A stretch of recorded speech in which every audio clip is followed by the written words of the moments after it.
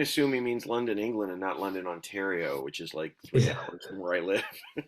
Yeah, we could have done this in person. That's right. You mean I could have driven down? Hugh, thank you so much for speaking with me. I really do appreciate it. Um, the My show, pleasure. the show's a blast. I'm Thank you. glad you liked it, man. You've seen all 10 episodes? No, I haven't finished all 10 episodes yet, but I'm really enjoying the ride that I've been on so far.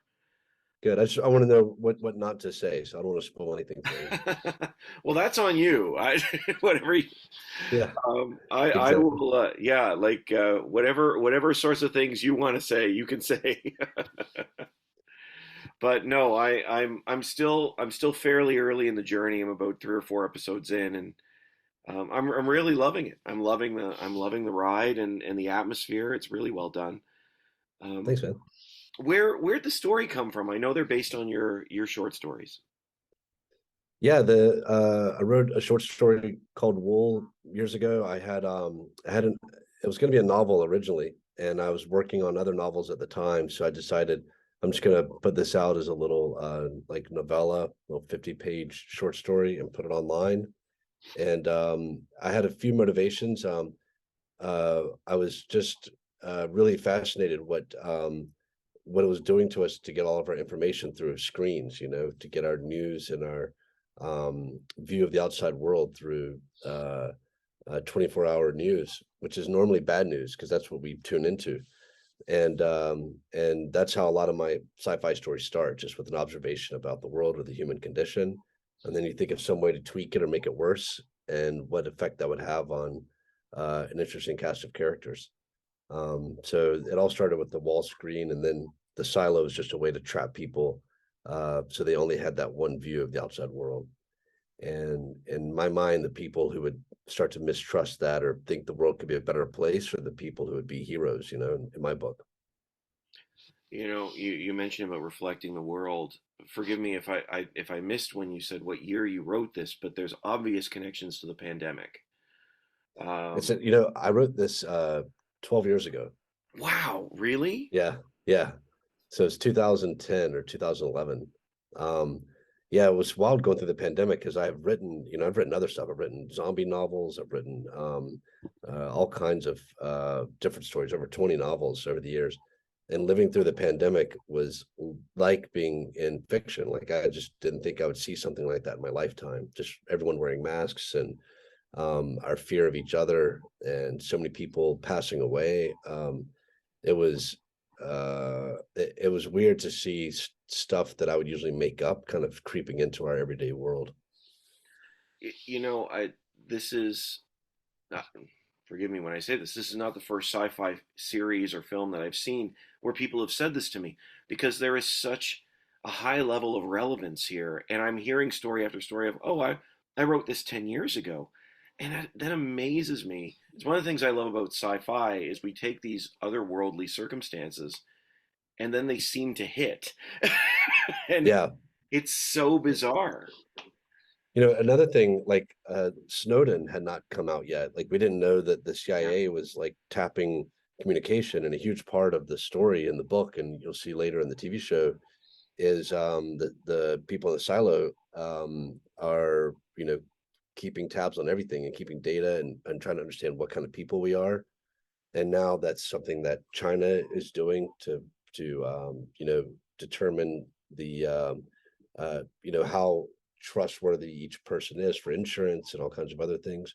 Our credit scores, like Yeah. all this stuff is very nefarious, but it's also reality, and it is satirical. It's what's made 1984 and Brave New World and Fahrenheit 451. All those books are just timeless because these are people writing about what it's like to be human. Well, that was what I was going to ask you too. Is like we have this fascination not just with science fiction but post-apocalyptic worlds, especially the last, I'd say, 20 years at this point. What is it about that environment, do you think, that keeps drawing us back? I have a theory about that because I've thought about that a lot, and I've gotten that question a lot ever since when Wool came out. It became an international bestseller, and I was going. It's in over 40 languages. I was touring all over the world, and I would get that question a lot because at the time there was a lot of disaster films, post-apocalyptic, zombie stuff. And I started thinking about the different kind of fads in storytelling. And it hit me that these are all the same story. We're always telling stories. They're survival stories, and it used to be Lost in the Woods. Um, and when we started sailing, it was Lost at Sea and deserted island stories. You know, Castaway, Robinson Crusoe, and Gulliver's Travels, and those kinds of things. But go back to the Iliad and the Odyssey. These are, you know, a person who is away from his family, away from his friends. He doesn't or she don't have their tools that they need for survival. And how do they survive without those human connections and without their technology? And probably the biggest literary movement in the 20th century were westerns, which just consumed America. And westerns are the same thing. It's the edge of society where there's no law, and so how do you make the law? Things are hard. There's the threat of Native Americans. There's wilderness threats, and so we keep telling these stories about, okay, I'm safe here, but what if I go over there and I don't have you all and I don't have my things? How would I fare? And about you pointed out about 20 years ago. Well, that's about when we all had access to satellite photography, GPS. The world was mapped, and there was no more liminal space between civilization and the wilderness to get lost in. But that doesn't mean that our drive for these kinds of stories went away.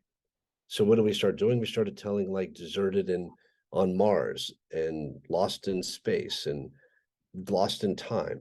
We had to get away from civilization. And so all a disaster film is, and all a post-apocalyptic story is, and all zombie films are, is a way of getting rid of civilization. Since we've now covered the earth in it, we can't just go to another place and get it. We have to go to a different type of place or a different type of time.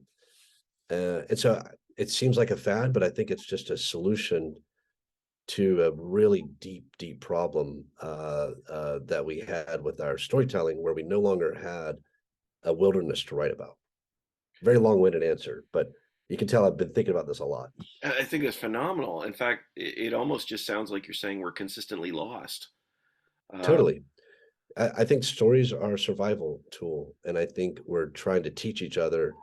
You know, like, look, I was in the woods and there was a bear in there, and if you haven't noticed, like Thog is missing, and I think Thog something happened to Thog.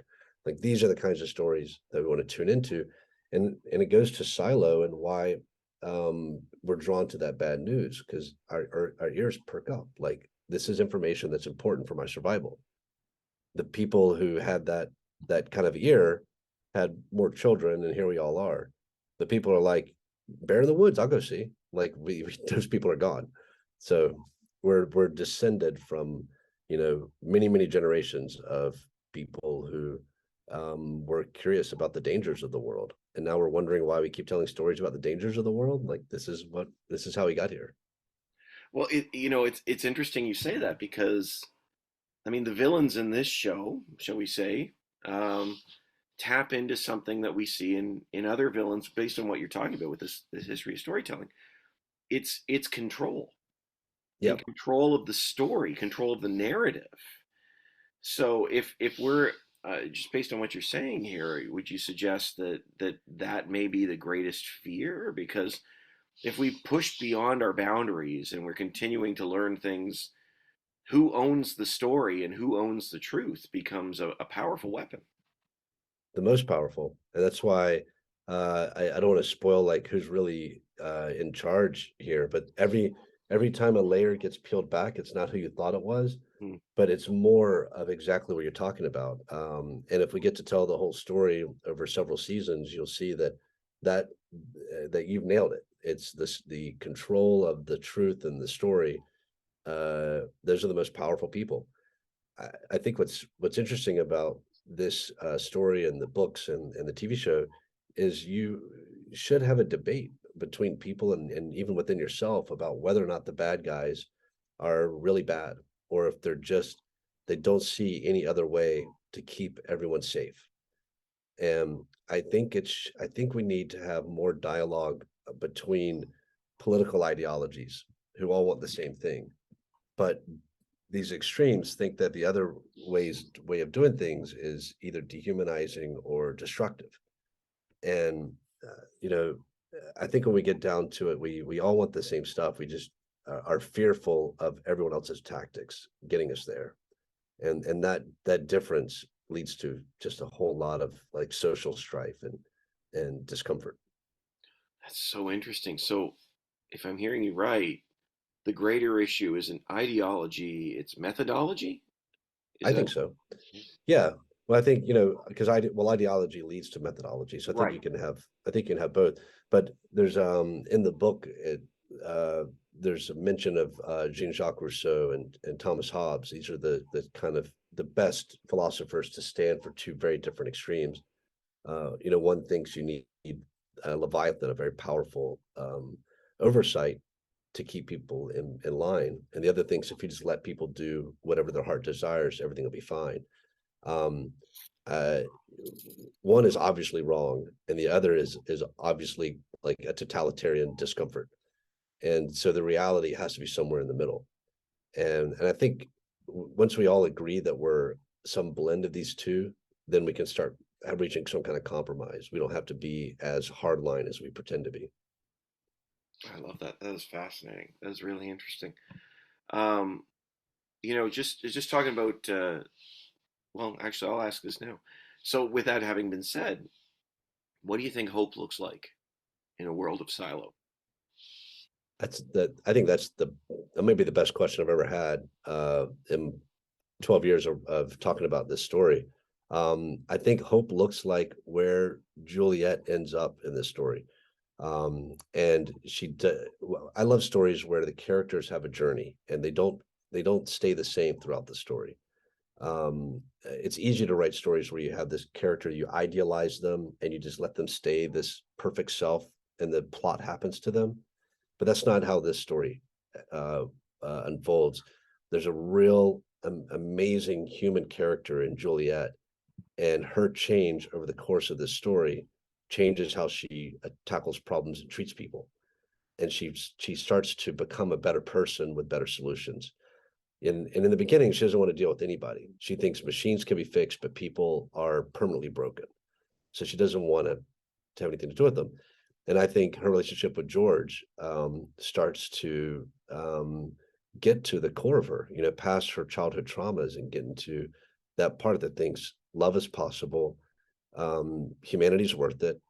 It's there's the danger of heartache and the danger of disappointment, but we have to give it a shot. And I think that's the start for her of getting to the mystery behind the silo. So for me, hope looks like a romantic.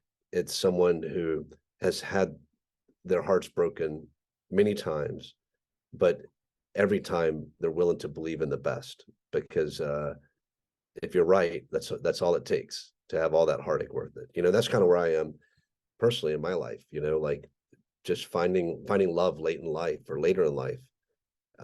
It's so much better if you can maintain that romantic naivete that you brought into your first relationship, bring it to every single one and every friendship and every art project. Don't ever let cynicism turn you into a Bernard or a Sims. As well-meaning as they are, they've lost the romantic core of themselves, which George embodies to me perfectly.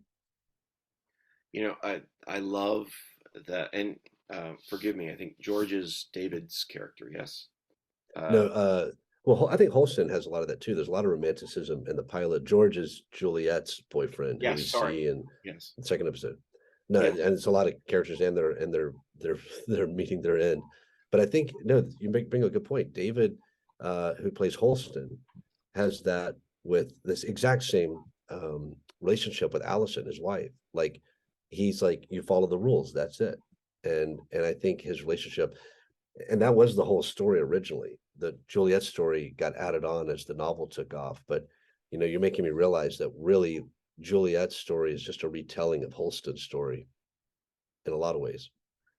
Well, it's felt like that in the portion of the story that I've seen so far. And one of the things I love about Silo is that it both grabs you and feels slow burn. Like there's definitely I when it began, I admit in the first few minutes of it, I'm like, okay, so this is going to play out long, but it happens so quickly, and then batons are passed and new stories unravel, and but there are these links between the characters, between Holston and Juliet, and it's really really riveting. It's really been fascinating and a fun ride as well.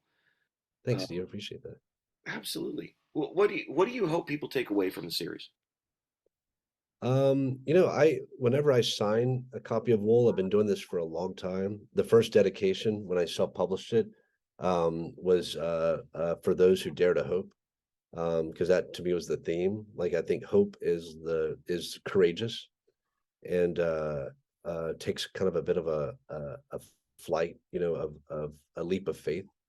And so I always wrote dare to hope in there, and that's what I hope people take away from this, that we start to see the world as it is and not as our screens tell us it is, and to go out and live in it and witness it for ourselves, and to have belief in a better future. I write a dystopian story, but it's one full of many happy endings, and that's the way that I think life can work for us, where we have a lot of hardship, but it's damn worth it. I couldn't have said it better myself. Honestly. Hugh, thank you so much. This has been incredible. I really appreciate the chance to chat with you. I wish you the Thanks, Steve. best. I wish you the best. Thank you so much. Thanks, man. Thanks for the great questions. You really, yeah, helped me get to new places. So I really appreciate that. Thank you. That means a lot. That means a lot. Have a great day.